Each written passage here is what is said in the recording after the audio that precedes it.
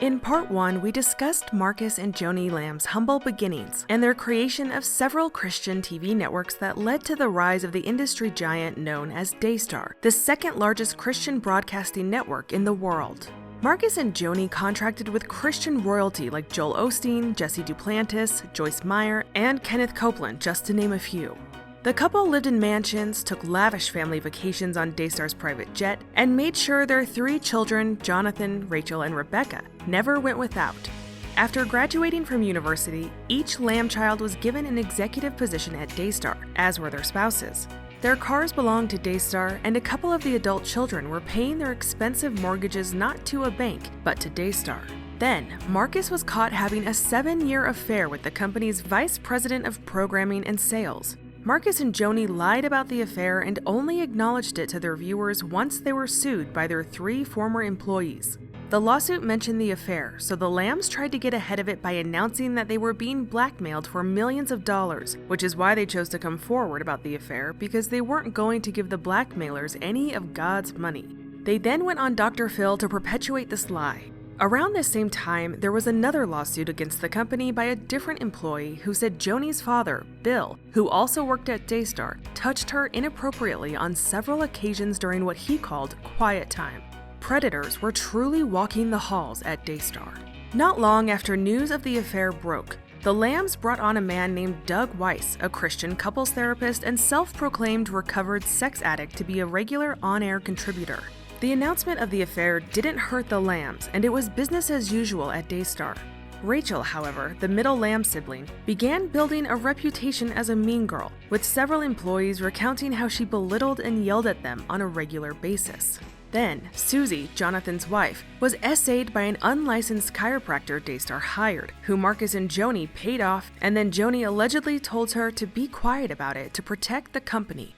While Susie tried to forget what happened and continued her work at Daystar, her husband Jonathan was the heir apparent who would one day follow in his father's footsteps to become president of Daystar. Until this wealthy, famous family went on vacation and a massive blow-up happened, turning siblings against each other and their parents protecting the perpetrator. I woke up, opened my eyes and looked out to the darkening skies. The world has gone crazy as blood fills the streets. Steal, kill, destroy, the cycle repeats. But we cannot give in to these destructive forces that many digest like a meal with 5 courses. All that and more will be covered in this video, part 2 of the rise and fall of Daystar. As we confuse our youth, oh, but don't lose heart, and don't you dare. Before we begin, a quick word from the sponsor of this video, June's Journey. Help me understand. The police called it a murder-suicide, without a single motive, without a single witness. I mean, it's almost like someone's trying to cover something up.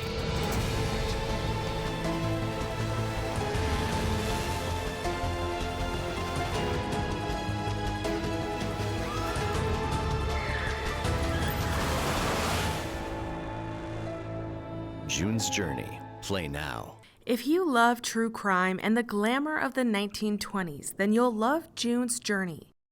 June Parker is the detective of this hidden object mystery game, and she, along with a variety of characters, are on a quest to solve her sister's death. Throughout her journey, many of her family's secrets will be revealed, landing her in tricky situations. You can become part of the investigation by identifying one of the important clues hidden in plain sight in this scene. Here's a riddle to get the clue. If J equals 10 and P equals 16, what does 6, 15, 15, 20, 16, 18, 9, 14, 20 mean? Solve the riddle to find the hidden object. One thing I personally love is that new chapters launch every week, so every day I find something new in the game. Oh, and the answer to the riddle is footprint. There's a muddy footprint on the carpet near Claire's body. Was someone else there? Where did they come from? You can download the game to continue the investigation. Download June's Journey for free by clicking the link in the description box or by scanning the QR code. June's Journey is available on iOS and Android mobile devices as well as on PC. Now, back to the video. The Daystar dynasty was in full swing from 2015 to 2020. Joni was grooming Susie to become the next Daystar matriarch and telling her who she could and couldn't be friends with. In May of 2015, Joni congratulated Susie and Jonathan, who were pregnant with their second child. Joni called Susie an amazing, protective, and loving mother. Then, only 3 weeks after giving birth to a baby girl, Susie was back at work. By this point, Joni had already created a culture of fear at the company. One former employee by the name of Morgan Ferris shared that it wasn't unusual for Joni to call an employee into her office to try and get dirt on a different employee. She would call someone in and say, "I know everything about so-and-so and what they've done, so tell me what you know." This is cult behavior 101. Create a culture of constant surveillance, egg on members or employees to be suspicious of one another, and encourage confessions to the leader. Joni also held something she called purse parties, in which she would invite female employees to her mansion, where each person brought a purse and then did a purse gift exchange. Except, in typical mean girl fashion, she only invited some of the women at Daystar. Everyone knew you had to be in the inner circle to get invited, and many of the women on staff were always hoping Joni would acknowledge them with an invite. In 2016, Marcus Lamb became one of the evangelical leaders on the Trump campaign's advisory board, along with others like Franklin Graham, Paula White, one who I've also done a documentary on, and Focus on the Family's James Dobson. After Trump's first win, he invited his closest Christian advisors to an evangelical leader's private White House dinner the night before the National Day of Prayer. The following day, they attended Trump's signing of an executive order that would weaken the Johnson Amendment. The Johnson Amendment was signed in 1954 and was a clause in U.S. tax code that prohibited political activities by nonprofit tax-exempt organizations like churches, specifically not allowing them to donate church contributions and donations to political campaigns. Now, because the amendment was weakened, private companies and churches could deny birth control from their employees' health insurance plans if the company or church said it went against their beliefs. By this time, Doug Weiss had been an on-air contributor to Daystar for about a decade. He shared what he called advice for how to help couples through rough patches or how to help those battling sex addiction, as he once had. Doug wrote a letter every day for 200 days to his daughter about things he wanted her to know, and then published it as a book called Letters to My Daughter in 2014. If that title sounds familiar, that's because Maya Angelou wrote it first in her book titled Letter to My Daughter. Here's a short clip of Susie and Jonathan interviewing Doug and his daughter.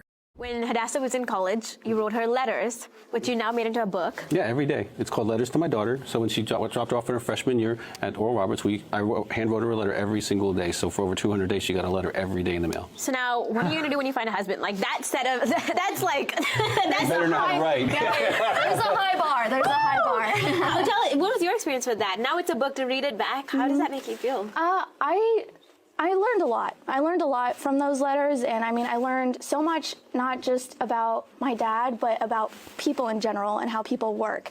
And I mean, there were times where letters that he wrote just completely related to the situation I was in, and it was really powerful, so they were really nice. It was almost like a daily devotional. Oh my gosh. That's incredible. So cool. Yeah, it's been 200 days in a row. I mean, was it hard to think of creative things to say? No, because there's things that you say to your daughter as she's growing up, and then there's things you just really want her to know, you know, I mean, like not just about, you know, of course, boyfriends, and purity, but also about like work ethic and friends and people who gossip and lie and you know, just practical things on how to be successful in life, you know. And it's really, a lot of women love the Letters to My Daughter. A lot of older women read it too because they've never had a dad speak to their life. Like, this is what a man would say to you if he loved you.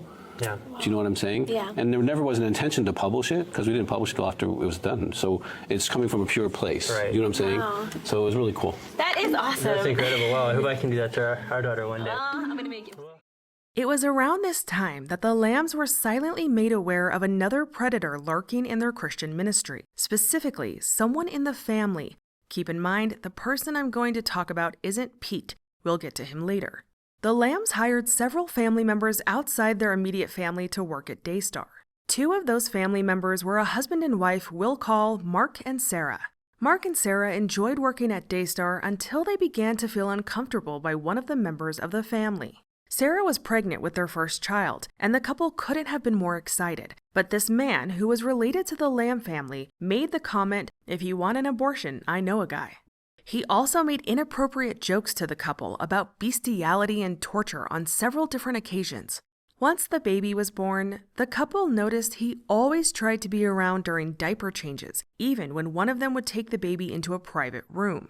This was all too much for them, and they asked to speak with Joni privately, where they informed her they were extremely uncomfortable with this family member and told her of all the reasons why, to which Joni allegedly brushed them off and said, "Some Christians have different senses of humor." Mark and Sarah disagreed, but Daystar was their livelihood and Joni was their boss, so they kept their head down and tried to move past it, but they couldn't because this family member kept escalating his behavior. Along with following them around for diaper changes, one time the Lambs and their extended family was at Marcus and Joni's lake house. Everyone was having a nice time until Sarah said she needed to go change the baby's diaper. This family member then followed Sarah across the house and into the bedroom where she was changing the baby. But Susie had witnessed the entire spectacle, and she too went into the bedroom where she cornered this family member and demanded to know why they had followed Sarah and the baby into the bedroom.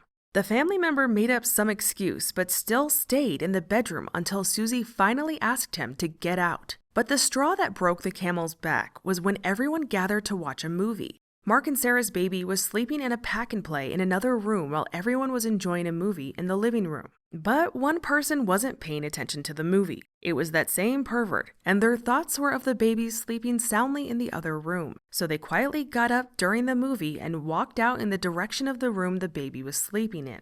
Mark noticed this and got up to go check on his baby, where he found the family member sitting next to the baby's pack-and-play silently in the dark. Mark asked why they were in there with their baby, but the family member didn't know what to say. Mark told him in no uncertain terms to get out and never go in that room if their baby was in there. When Mark and Sarah brought this up to the Lambs, they were told that room was that family member's safe space, and that's why they liked to go in there. But that family member was staying in their own room upstairs, so that explanation didn't make any sense. Mark and Sarah knew the family predator was being protected, so in an effort to protect their child, they began to spend less and less time with the Lamb family. But that was not okay with Joni, who told the couple they were causing division in the family. Joni then started calling Mark in for private meetings where he shared his concerns, but Joni used these meetings to single out Sarah and turn Mark against his own wife. She allegedly told him that she knew it was Sarah who wanted them to distance themselves and that Sarah was controlling and manipulating Mark. Joni then gaslit him and said he had no reason to be apprehensive about that family member and should try standing up to his wife instead, even telling him, quote, "You need to use wisdom with what you share with your wife," end quote. Meaning, pick and choose what you tell your wife and especially don't tell her what I'm saying. But Mark wasn't going to turn against his wife, so Joni would use other manipulation tactics, like telling him about the other men in the Lamb family and how they got their wives in line.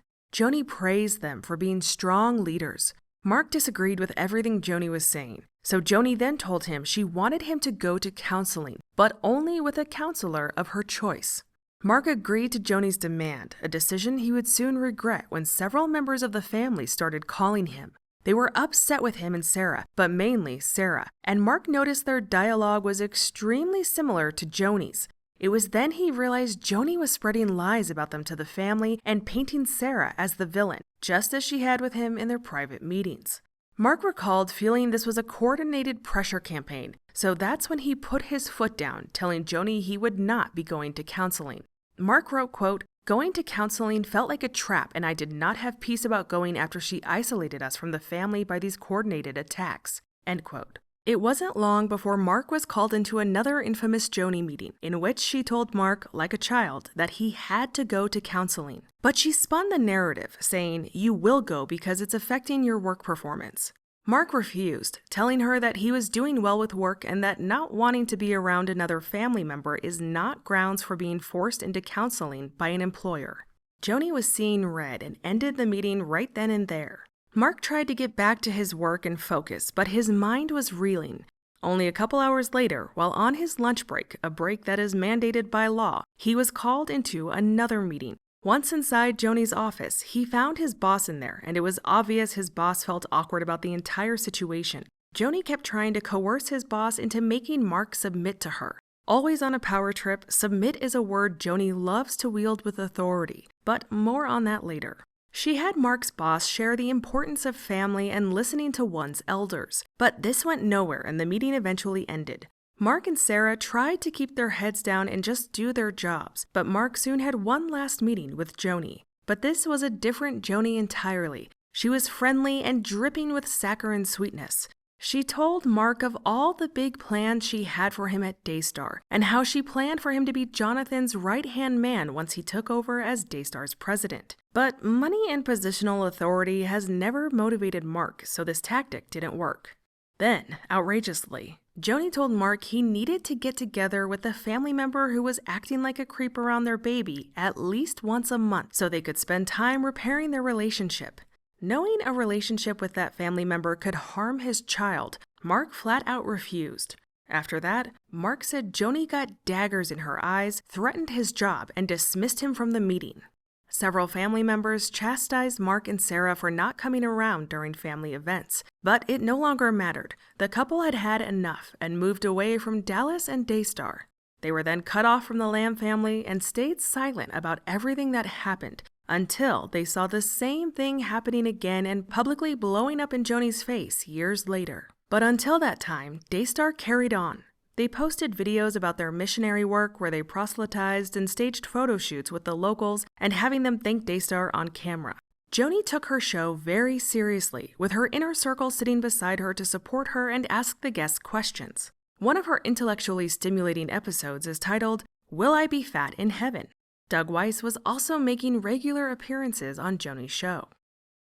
If you want them to develop maturity, one of the biggest things that is part of that is trust. So how do you go about building trust in a marriage with someone who is learning to mature in this area, and why is that so important? But again, women who have gone through the child years with their adolescence, with their children, have done this. Because most kids lie, most kids do dumb things, and most kids break your heart at some point doing something not honoring, let's say. Even the very I'm best talking about of the best of kids. kids. I'm not about the best of kids, okay? All except Tadassa. And She's so in the studio today. I know she never did anything. She's actually an incredible kid, so it's great. She's got a lot of her mom in her, which is really, really helpful. Okay.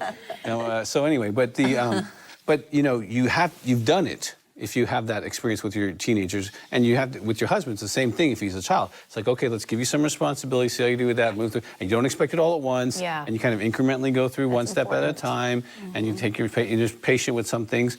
But again, the fastest road is to get a man in there, because men can call you. I've had ladies in my office married 20, 30, 40, 50 years, putting up with stuff, and I just look at them and say, that's ridiculous. Grow up. You shouldn't treat anybody like that. You don't pick up your own towel. I had to talk about a guy on a towel the other week. You don't pick up your own towel. And he thought, what? You're supposed to pick up your towel? I go, she is not your slave. And if you treat her as a slave, the father-in-law God, he will not bless your life. You don't treat women like slaves and expect God to bless you. Period. Wow. He had a come to Jesus moment. Oh, wow. I'm like, seriously, you're 40 years old and you can't pick up a towel? But you were saying it man to man. Well, she was sitting right there and she's like, You know, I could tell. She didn't say anything. She was but inside. just letting me minister. Yes, that's you know, but you could tell inside, she's like, did you understand what he said to you? The Lamb family also supported Gateway Ministries. The public would later find out Gateway Ministries was run by a pedophile, Pastor Robert Morris. He too was serving on Trump's Evangelical Advisory Board during this time. Daystar hosted several special broadcasts for Gateway's student conference in 2016. Rachel and her fiancé Josh were there ready to interview. Awesome. Nice. So are we. And we have a fun little game, Pastor Levi, that we're going to do with you. And this is called, what do we officially call this? 60-second sermon. Okay. So basically what you're going to do is we're going to have a little countdown on the screen. And it's going to be 60 seconds, and you have to choose items out of the box, and based off that item, preach a sermon. Let's do it. All so right? select one item. Have a good look. One item. Choose wisely. Let's start that countdown clock. Okay. Perfect. That works out well with my opening illustration, doesn't it?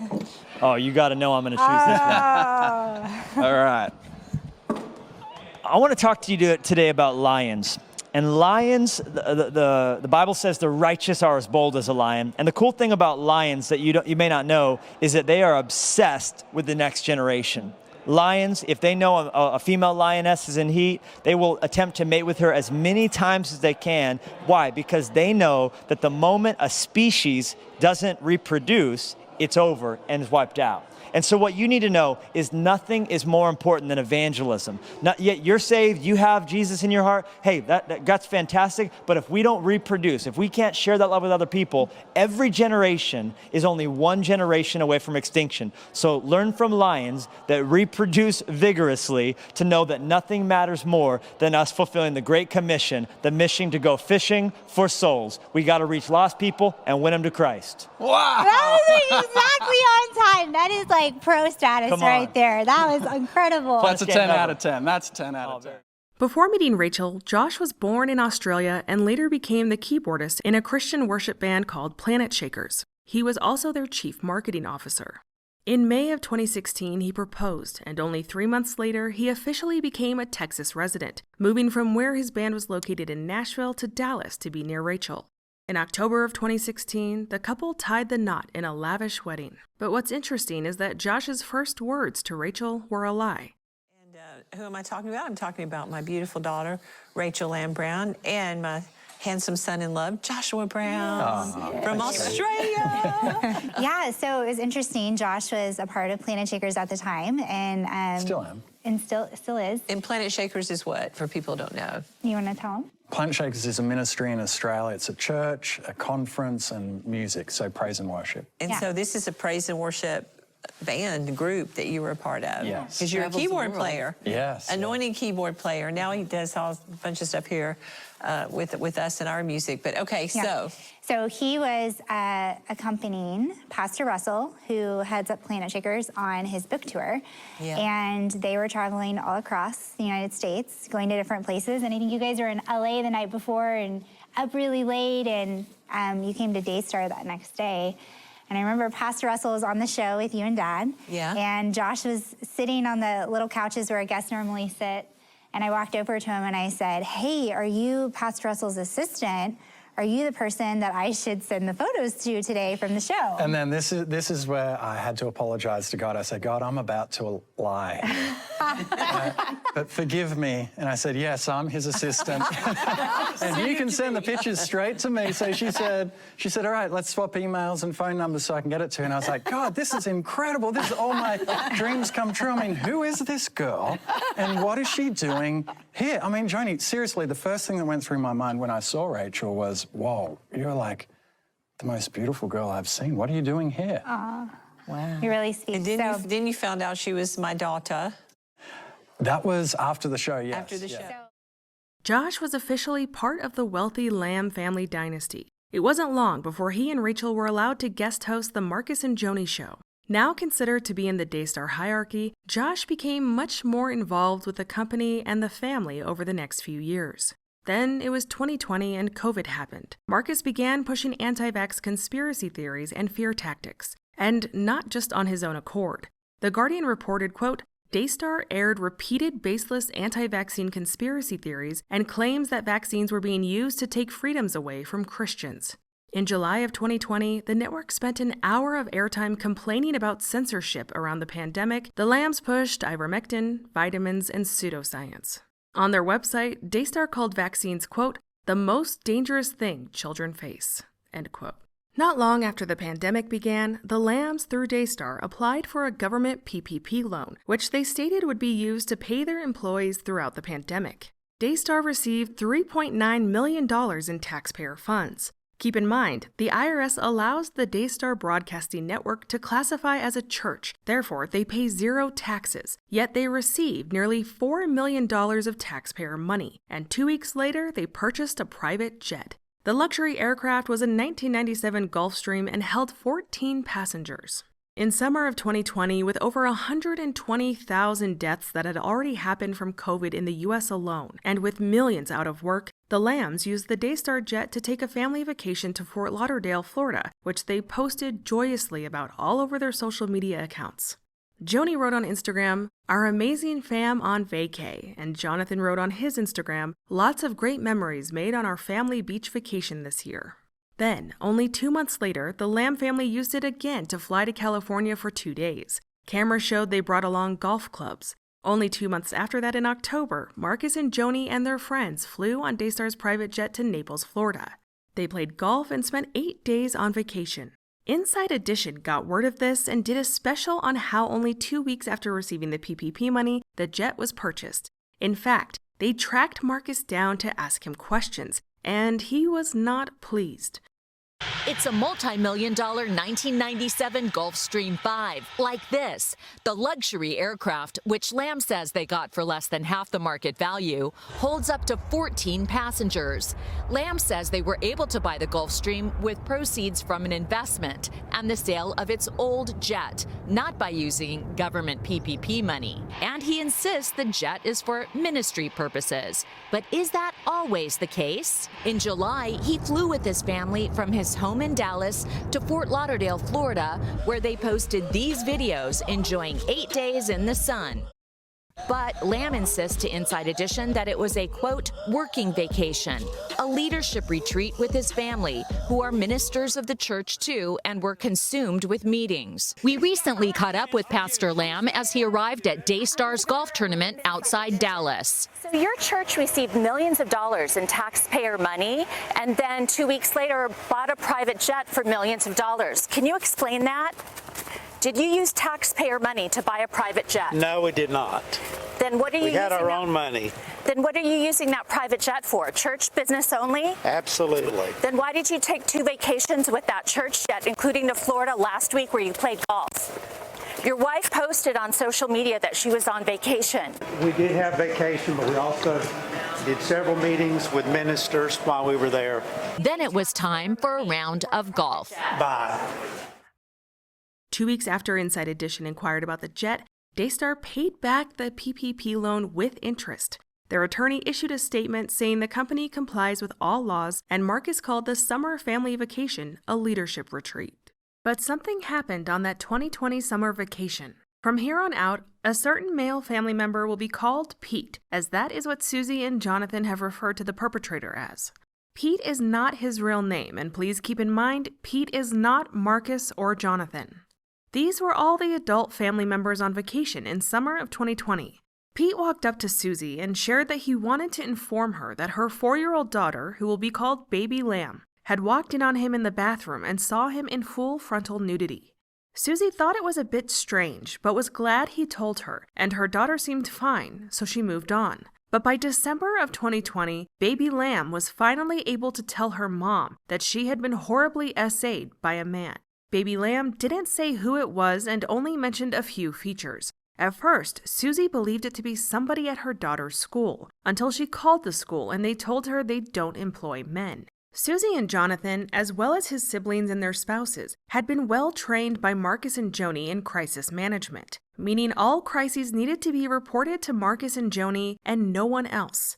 There was also a religious angle Marcus and Joni had indoctrinated into their children, that they were to respect and submit to their elders at all times. The same day that Susie found out her daughter had been SA'd, she called Joni. Instead of telling Susie to call the police, Susie said Joni told her, "Bring the child to me." Susie did as she was instructed, and Joni took Baby Lamb into a room alone, just the two of them. After speaking with her grandma, the child completely stopped speaking about the incident. No matter what Susie and Jonathan tried, they could no longer get Baby Lamb to open up. Susie said, quote, "I don't know what happened there, but she was like a lockbox," with Jonathan saying, quote, "She doesn't remember one thing. She doesn't even remember having that conversation. It's like it never happened," end quote. Joni never reported it to the police, which goes against Texas law, as the law requires any person who suspects a child may have been abused to report it to the authorities. Knowing how protective Marcus and Joni were of Daystar, Jonathan and Susie secretly reported Baby Lamb's SA to the police. However, because their daughter would no longer speak about it after her meeting with Joni, the police closed the case. As time went on, Jonathan and Susie began to suspect the perpetrator was their own family member, the one we're calling Pete. They silently watched their daughter and everyone around her like a hawk. They noticed she became terrified to go to Daystar. Pete also worked at Daystar, and when he walked into a room where baby Lamb was one day, she fearfully ran and hid in a corner. While Jonathan and Susie hosted their show or filled in as on-air contributors on other shows, their 2 children would play and wait for them in the green room. The green room is what's known in the entertainment industry as the room where the on-camera talent hangs out before going on air. It's essentially a nice waiting room with food and drink and TVs.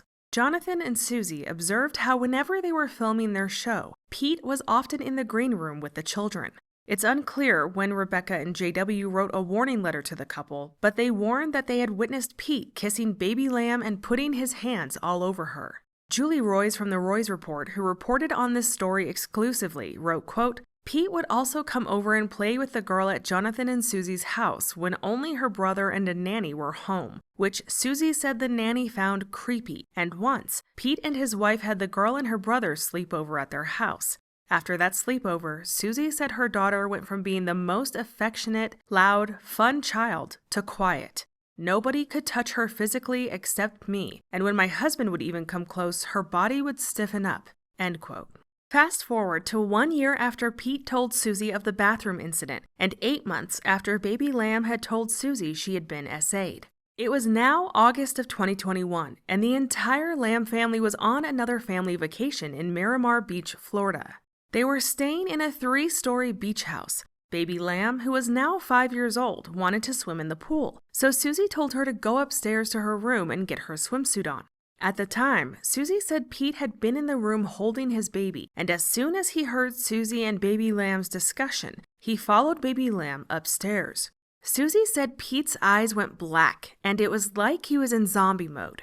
Susie yelled to Jonathan and told him to immediately go upstairs and make sure baby Lamb was okay because Pete had followed her up. Susie sent Jonathan up there because she knew if it was her and not Jonathan who reported Pete being inappropriate, she wouldn't be believed like Jonathan would.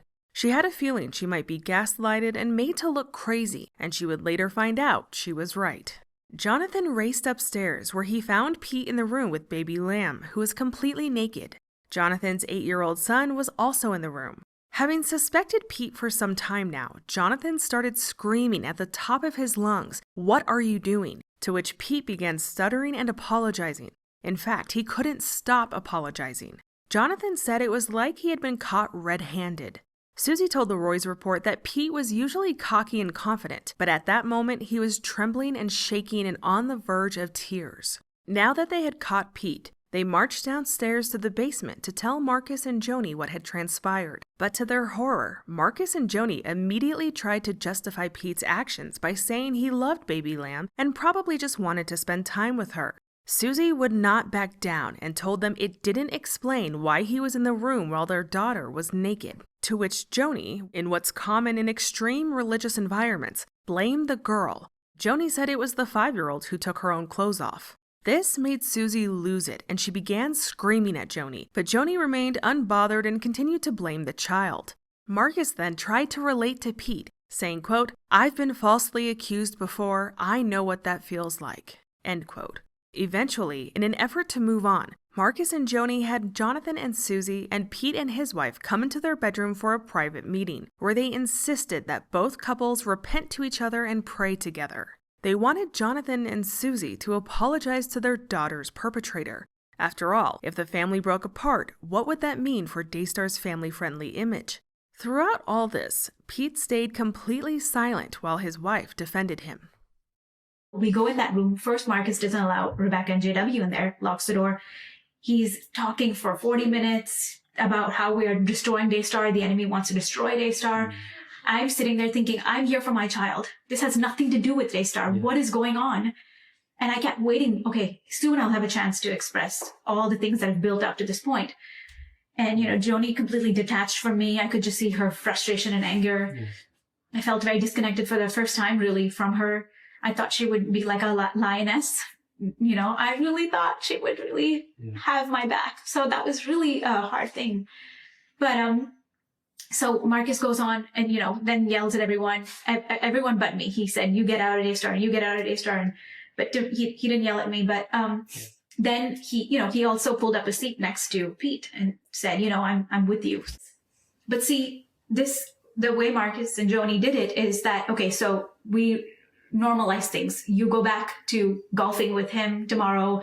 You have coffee with her. These things were told to us. And she told me multiple times I need to apologize to Pete's wife for what I've done. And for the first time, I started to push back and say, no, I'm not going to do that. I'm not going to. But there was one couple not in the room, Rebecca and JW, and Rebecca was pissed. She defiantly marched into the bedroom, angrily insisting that they should be involved. Susie said Rebecca then started speaking in tongues like she was in war mode. Susie was in shock. Later that day, Rebecca approached her father and asked, "Why are you doing this to us? Why aren't you doing what's right?" To which Marcus replied, "Because of Pete's wife and their child." The family vacation had turned into a nightmare, and the beach house was now divided. While Marcus, Joni, Pete, and his wife wanted to let it go, the other half of the family refused. After a terrible day, it was finally bedtime. Susie was not playing around and demanded their kids sleep in the room next to them instead of on a different floor. This made Joni irate, and she told Susie, "Look at what you're doing to this family. What about Pete's wife and Pete? What about their feelings?" But for the first time, Susie refused to give in to Joni's demands. The next morning, everyone was gathered in the kitchen except for Pete and his wife. Jonathan and Susie said that this is when Joni declared that her God had spoken directly to her, telling her that Pete was innocent. Marcus was elated at this news and clapped his hands. The others sat there astounded. What Joni did is a common tactic in spiritual abuse and essay cover-up in the church and highly controlled religious families. If you can't prove that a God is speaking to you or not, then saying that your God told you X, Y, and Z is practically a get-out-of-jail-free card. And if there's a hierarchy in place, whether one is the pastor, elder, or the parents, it's even worse as the victims are given no choice but to submit. Rebecca and JW were fully on Jonathan and Susie's side, even telling them if they decided to prosecute Pete, they'll stand with them. Then Rebecca decided to get the Lamb family's counselor involved, a minister and author by the name of Denise Boggs. Marcus and Joni told Denise they wanted her to work with Susie to get her social media under control, because after that trip, Susie's feelings were escalating and she was regularly posting certain scriptures to Instagram. JW also submitted a letter to Denise Boggs about everything that had worried him that he saw with Pete. Because of the nature of the accusations, Denise decided to bring in a counselor named Debbie Leonard who specializes in these types of cases regarding children and SA. Debbie had also worked in a police department in North Carolina for several years. Here's Jonathan and Susie sharing what happened when they brought their daughter into her and Debbie believed something had happened with baby Lamb. She brought her in. Our daughter, she wasn't really speaking too much, but she did trigger some things that caused Debbie to think that Pete, is looking like he needs to really be interviewed and go through the hard questions to determine, his guilt. I remember she did like a drawing. That was one of the big She tells. did drawings, but she was most importantly, she was terrified. She was hiding under chairs. Yeah. The behavior was really, really sad. And Debbie, remember telling me, saying, "I can't even interview this child," but clearly this child has been through. Clearly had the signs of someone that had been abused. Yeah. And so, whose job is it to fight to the very end? Her parents. It's our job. We have to do this. And she made a very strong statement to me and Susie. Yeah. And it was, so if I do this investigation into Pete and I find him to be guilty, will you do the right thing and prosecute? And we both emphatically said, yes, we will do the right thing and prosecute. And then that got back to Marcus somehow. And that's why that email came that we shouldn't be prosecution, judge, jury. But so Debbie was very clear. And this was not just counseling that this other couple went for. Marcus and Joni didn't even know that Debbie was going to be there. I'm so thankful. Thankfully, Denise did that on her own. Yeah, I'm very thankful. Yeah. So when they sent them there, then Debbie was supposed to do this thing. We find out that the wife talked the whole time, didn't let him talk, which was exactly what happened in that room that day. When we got in that room, the wife did all the talking about Pete and all these excuses. Pete sat there quiet. And so the same thing happened. And so but Debbie wasn't allowed to talk to us from that point anymore. And then Marcus took control and told Jonathan. Yeah, well, my parents told Denise they want to shut down the investigation and to not document anything else related to this. Just shut it down is what they told Denise. So Denise told Debbie, hey, they're not going to do anything more on this issue, so you can just drop it. And so that was the end of that. We had no idea about that conversation. We had no idea. And there you have it. Once Denise got the law involved and Marcus found out Jonathan and Susie would indeed prosecute, he told them it wasn't their job to be judge, jury, and executioner, and shut the entire investigation down. Marcus refused to protect his own granddaughter, choosing instead to protect his favorite child, Daystar. But 1 week later, Marcus called Jonathan and JW into his office to tell them that all was well because Pete had been forensically cleared. They could go back to trusting this close family member and know with peace in their hearts that he hadn't hurt baby Lamb. But Marcus was lying. Pete had not been forensically cleared, a fact that wouldn't become known until years later. Jonathan, Susie, JW, and Rebecca were all relieved. Pete had been forensically cleared and the family could move forward, until Marcus was diagnosed with COVID only 3 months after the beach house incident. Marcus, a type 2 diabetic and proud anti-vaxxer, was hospitalized for several days before his death on November 30th of 2021. The family was in mourning, unable to believe that Marcus Lamb was gone. They tried to pull together, but this is where Doug Weiss and his blessed penis re-enter the story. You can have a cursed penis, or you can have a blessed penis. If you can have a penis, you might as well have a blessed one, amen? Please note that Doug Weiss has no relation to JW and Rebecca Lamb Weiss. By now, Doug Weiss, a self-proclaimed recovered sex addict and Christian marriage counselor and sex addict counselor, had been married to his wife Lisa for over 30 years. Doug talks inappropriately about sex a lot. He also talks about his and Lisa's sex life publicly. Here's some clips of Doug doing that and more. But I can tell you, after years of doing sex right, I am so attached to Lisa's big green eyes, it just blows my mind. I mean, I look at those eyes and I'm thinking, I am coming home tonight. Because I am attached to her eyes, because when we have sex, we maintain eye contact. I am attached to her soul. What's your favorite things about Lisa? Oh, she's got the purest heart I've ever met. I mean, it's just, she loves and serves with excellence. Everything she does with excellence. You know, she's an amazing individual, creativity-wise. She's an amazing mom, and she runs our company. You know, we just bought a 20,000 square foot building for a counseling center. That's a lot. She runs it like a home. I mean, people just like her. We have a love language. We have a sex language. We have a sex language, yes. Thank you, Jesus, for sex language. Hallelujah. So fun. I want a sex language, Jesus. So what is I want to speak in sex language. You must We can all have a great sex life. Christ died so we could have great sex.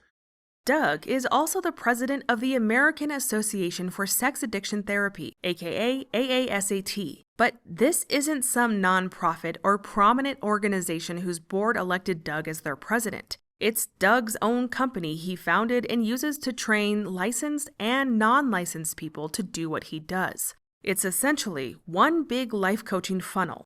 The AASAT website, which has Doug's face all over it, claims on their landing page to empower coaches, therapists, and pastors to effectively treat sex addiction, intimacy anorexia, and partners of sex addicts. Doug often likes to talk about something he calls intimacy anorexia, which he describes as the active withholding of emotional, sexual, and spiritual intimacy. Dr. Doug claims intimacy anorexia is a hidden addiction that's destroying marriages. Keep in mind, this is not a real condition or health issue. It's a pseudoscientific term coined by Doug himself, and if it's not a real condition, then it has no scientific real treatment, which means Doug magically has the treatment to fix this so-called addiction. In many of his videos, Doug claims the world is in a sexual war, and he needs an army of coaches to help men and women get out of sexual pain and trauma. Doug certifies people through self-paced training programs. A comment on one of his videos about signing up to become a coach read, "It's my desire. I'm in Africa." To which Doug replied, "The AASAT curriculum is available as digital downloads, and once you're finished with the material, you can be certified over the phone." Wouldn't you know it, getting certified to help vulnerable people recover from sex addiction is as easy as paying a bill. Whatever could go wrong? Well, according to some of Doug's ex-clients, quite a lot. 7 former clients of Doug Weiss and Heart to Heart Counseling Center have come forward to share how Doug's counseling left them with more trauma. A former coach named Karen Relos, who studied under Doug, told the Roy's Report, quote, "Even though I was a coach, trained and certified on the topic of intimacy anorexia, I did not feel it was safe enough to send my betrayed partners there. They're already in trauma and they already lacked safety in their marriage. To hear some of the stories I was hearing, I didn't feel it was appropriate." End quote. Doug holds what he calls intensives at his Colorado Springs facility, where couples can pay as much as $10,000 or more to attend these intensives in person for several days. That price doesn't include food or lodging. Doug also owns a company called Honest to Pete Polygraph.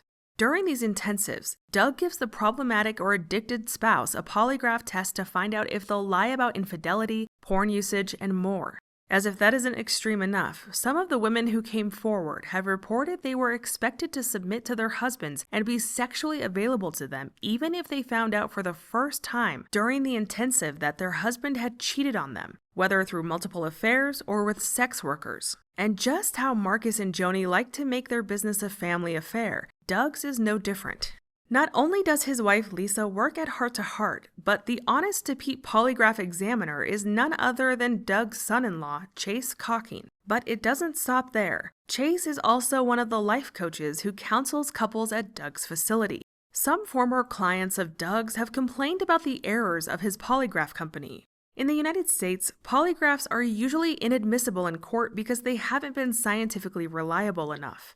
One woman told the Roy's Report that she had indisputable evidence that her husband had cheated on her, but when her husband took a polygraph at Doug's company, he was able to deny the affair and pass the polygraph. After leaving Colorado Springs and returning to their home state, another polygraph was given about the same issues but done by a different company. This time, her husband failed. The victims of Heart to Heart reported Doug used these polygraphs as a get-out-of-jail-free card with their husbands if they passed, implying to the wives, now you know all their secrets. They're not hiding anything else, and from this point forward, you need to move forward with your husband and act as if nothing bad ever happened. The Roy's Report wrote, quote, "Another woman said it felt like a switch was flipped after her husband passed the polygraph, with Weiss using the result to counsel them to quickly resume regular sexual intimacy. She said Weiss identified her as an intimacy anorexic because she didn't feel ready to resume having regular sex with her husband within a very short time of learning his addiction, and lack of commitment to the marriage went much deeper than she previously knew. She said her husband embraced the phrase intimacy anorexic and other conclusions about her from Weiss, and later used them as justification to move out." End quote. Another victim, who had been married for 30 years, complained that in her private counseling session, she shared that her husband was abusive and she didn't feel safe opening up to him. But once she and her husband were getting jointly counseled by Doug, Doug told them he wanted them to do the homework he's assigned them. Part of said homework included a list of phrases the couples were supposed to say back to each other 10 times in a row. One of those phrases was, "I believe you love me." The victim asked Doug, "So I am supposed to tell my husband that I believe he loves me even if I don't believe that?" She said Doug replied with a condescending attitude, asking, "You don't believe he loves you? He wouldn't be here if he didn't love you." To which she responded, "But I don't believe he loves me because if he did, he wouldn't treat me like he does. So you want me to lie?" Doug told her, "I want you to do the homework, and I believe he loves you or else he wouldn't be here. It's up to you if you want to do the work." Knowing how her husband could get abusive, she asked Doug, "What do I do when we're alone doing this assignment and he gets abusive towards me because he can get extremely abusive?" She said Doug replied, "When you say extremely abusive, what do you mean by that? Does he hit you? Does he throw you against a wall? What do you mean by extremely abusive?" Keep in mind, Doug was asking her all this in front of her husband, the very man she was claiming was her abuser. The woman said she was shaking while her husband sat there, having his behavior minimized. Another victim complained that while at Doug's facility, she spoke with multiple women who were enduring painful illnesses because their husbands had given them STDs after numerous affairs. Yet Doug counseled them that since their husbands passed their polygraph, they needed to be sexually available to them, even if they weren't emotionally ready, causing the women to not trust their own intuition. This specific victim had discovered her husband was a peeping Tom. Voyeurism is watching someone without their knowledge or consent, and this includes recording someone undressing or using the bathroom. At the time, this woman and her husband worked at a church retreat center for young women. Although the church fired them, they didn't want to prosecute because they were already hurting for funds and thought it might scare off more young women from coming to their retreat center. So she separated from her husband and kept the kids away from him. Yet they both decided to do a week-long intensive with Doug to see if there was any chance he could help. Doug learned about everything that happened with the peeping Tom, yet had the audacity to diagnose her with intimacy anorexia, blaming her for withholding sex. But this woman had learned disturbing things about her husband. Why should she sleep with him, let alone be anywhere near him? Yet this gave her husband more ammo, which he weaponized against her because, quote, Dr. Doug said so. In an email to YouTuber Laura Lynn Tyler Thompson, this woman wrote, quote, it's important that people are aware of the long-term effects of therapeutic abuse such as this. It's very common for men, husbands, or ex-husbands who do not wish to change or continue in recovery to blame the wives and use labels against them for smear campaigns and to alienate them from their children. This is happening in epidemic numbers to good Christian women. Children are being told that their moms are crazy, controlling, and mentally ill. Then, when a famous counselor like Doug Weiss diagnoses her as something else, that gets added to the list of horrible things the man tells others about her. Doug Weiss and every counselor on the planet who has any education or experience whatsoever with addicts and abusers should know this. End quote. The Roy's report wrote, quote, one of the women who said she learned horrifying details about her husband's secret life during the pre-polygraph meeting said her counselor assigned her an exercise that she felt was a form of gaslighting. She said the counselor told her to write down 10 things she could have done differently to keep her husband from acting on his sexual addictions. It was like a slap in the face, she said. End quote. While some could say this is just pointing fingers, there is documentation evidence by credible sources against Doug as a counselor. One being the State Board of Licensed Professional Counselor Examiners, which issued an admonition against Doug Weiss, stating he misrepresented his credentials by referring to himself as a licensed marriage and family therapist. See, while Doug can make up terms like intimacy anorexia, he cannot call himself a licensed marriage and family therapist because it's considered a protected title that can be used only by professionals licensed in that field. And Doug Weiss is not licensed in that field. He is only licensed as a professional counselor and licensed psychologist. In 2010, a married couple complained to the state of Colorado's boards of psychologists and licensed professional counselor examiners that Doug had caused more strife in their marriage after they did an intensive with him. This state board also admonished Doug, writing, quote, during the course of the intensive, rather than assessing the situation, de-escalating the anger expressed by the couple toward each other, providing a positive therapeutic approach to the marital discord, working on the marriage, and focusing on implementing therapeutic methods for the couple to employ when discussing the relationship, Weiss created more adversity and alienation between the couple and elevated the marital discord. Weiss did this by becoming an executioner of the marriage and rushing both of them into discussions about ending the marriage, distribution of marital assets, divorce both individually and as a couple, and moving on with their lives, writing anger letters and writing goodbye letters to their dreams, their marriage, and each other. End quote. Doug's wife Lisa works at his counseling center, and one of the victims said she noticed similar behavior in Lisa that she had noticed in herself after enduring abuse from her own husband. All the women interviewed by the Roy's report said they were more traumatized after their marriage counseling with Doug than before they went in. With Marcus gone, Joni was now single with an empire to run. On Joni's show, Doug bragged about being the first person to see Marcus in his casket. I was the first one there when they opened the casket before anyone was even there. You know, and I find that ironic. You know, because I loved Marcus. Sure. You know, I love him as a man and what he's built and who he is, his kids, his family. I've loved him for years. 8 weeks and 2 days after Marcus died, Doug Weiss filed for divorce from Lisa Weiss on January 27th of 2022. Why are you in trouble? Yo, make me some bad guy. I'm I not said in trouble you with her. can be. Just speak your mind. I'm telling you. Susie, you've got him by the balls and you know it. And Wow, that's babe. exactly what Babe, they're you do. really scary. They've taken horrible No, things. no. That's not I the case got you at by all. the balls. And other people Who see it. You talks see it like in your eyes this? right now, and you look at him like Who you gave him a talks? look. I gave him a look of pity, like I'm trying to, y'all cornering him. This is so evil. What is happening? No, what's evil and is you're telling me that I've got him by the balls. You and the spirit that's driving you, and the things you've done, the things you said, the things you've written, the people that you've talked to, the people who've told me things you said that are disgusting. Like what? That is what evil. Like what? You know, Sissy. What? I don't. You Tell me. know. Oh, please, don't even try. In part 3 of the rise and fall of Daystar, Doug will infiltrate the Lamb family, wooing Joni and walking her down the aisle, while the Lamb children beg her not to. Joni will force everyone into accepting Doug at Daystar, and when Jonathan refuses, there'll be hell to pay. Joni will not only have a tracker put in Jonathan's car and have him, Susie, and their children followed by a private investigator, she'll also fire Susie and have a man with a weapon and a bulletproof vest come to their home. In part 3, the Daystar Mafia truly takes shape, with Joni at its head. Jonathan and Susie end up taking their story public, and the House of Cards begins to collapse. While I had only planned on making a part 2, the more I researched, the more I discovered too many shocking and important details that couldn't be left out of this layered story. Stay tuned for part 3, the final saga in the rise and fall of Daystar.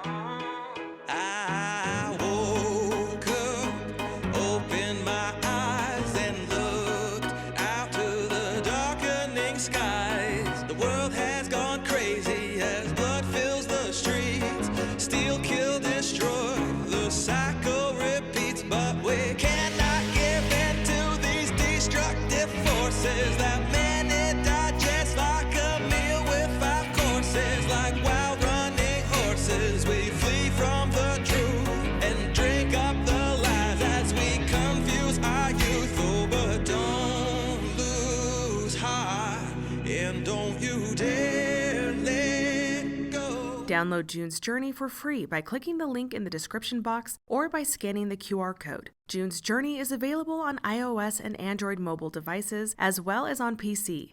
Thank you to June's Journey for sponsoring this video. And don't you dare let go.